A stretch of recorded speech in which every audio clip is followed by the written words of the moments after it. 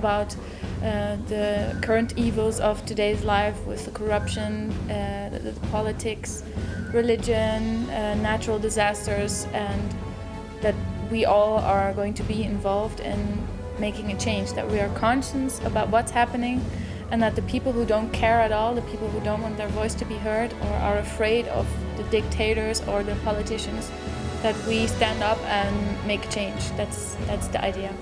No world's gonna end, and Epica will still make more albums.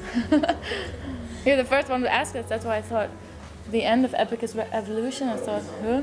That's not at all what we mean with it. Yeah, we know him from the beginning, and from when I was 17 until now, I know him for 10 years, and we've worked together intensively, so we know each other really well, and we know how to come to a great product in the end. And it always feels familiar when we go back there and we talk about what we did in the past. Like, we have a lot of anecdotes which we share now and then, and he's not just a producer, he's also involved in when we are writing. We are finishing the demo tracks, he is involved in changing some of the vocal lines and telling us his opinion about the songs, if we can still improve them. So he does have quite a big job, a big part in Epica. Epic. No, it's very dynamic, symphonic, complex, catchy, heavy metal. We work with Michael Rodenberg, Miro. He is the one who is taking the arrangements which we make ourselves, like all the orchestra, which are samples, and he is improving them by using his real deal samples and also changing some melodies here and there where we tell him you can maybe make this even more beautiful. So working-wise, recording-wise, instrument-wise, nothing has changed. It's still the routine, like what we always do. With certain songs, you try to come up with melodies which fit. And in the beginning of Epica, I probably was not so flexible because my voice was not good yet. It was still very young, unexperienced, and many years later, many vocal lessons later, much more experience. You have more options when you want to create vocal lines for the record. And that thing with Collides, I was following the key line, and I just went down with it, and I thought, wow, I didn't know I could do that. But it is really the lowest I can ever go, and in the studio you can catch that perfectly because you got a very sensitive microphone which records every little, you can hear everything. And then when it continues, I don't do it anymore. I go one octave higher because it's basically not my reach. But the guys loved it and they say we want to keep it. So I say, okay, fine. I sound like a guy, But I like to experiment, and because my voice is much stronger now, I have the freedom to do that as well. Well, we've traveled all around the world. We have CDs which sell pretty good, and it's not just a hobby, it's my job. So I think then you can say you are doing well.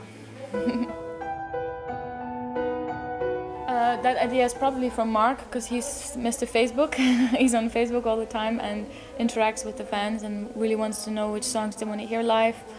So, because we like to play certain songs live, but you do it in the end for the fans, so they can also get to say what they would like us to play live. So therefore, we do these polls. We also ask them which support bands would you like to see with us, and everybody's on the internet nowadays, and Facebook is a great platform to stay in touch with fans. Twitter as well, so YouTube, so it's all digital. I don't know, that I haven't checked, because I'm not Mr. Facebook.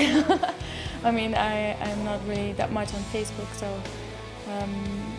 there were certain bands which were quite popular, but the problem was that many people could enter new bands. So it was not like a fixed poll. Everybody was adding bands, and therefore the votes went to unknown bands which nobody knows. But I think Nitrous was even in it, or not to be our support band, but to tour with, of course.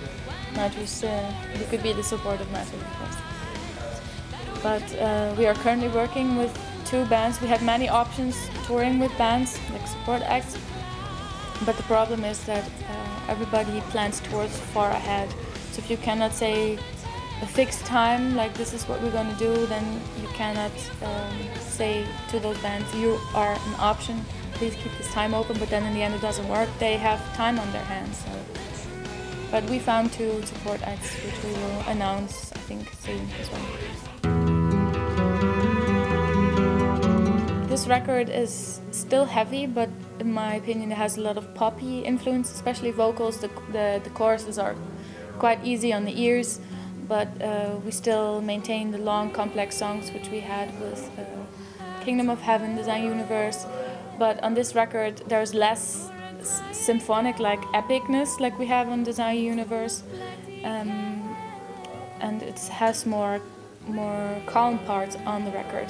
My overall feeling from the record is more melancholic. It feels indeed a little bit doomy at some parts, and Isaac, which you can hear in the background maybe, he also wrote some songs this time, and he has quite a different style, so that also contributed to the current style of Requiem for the Indifferent.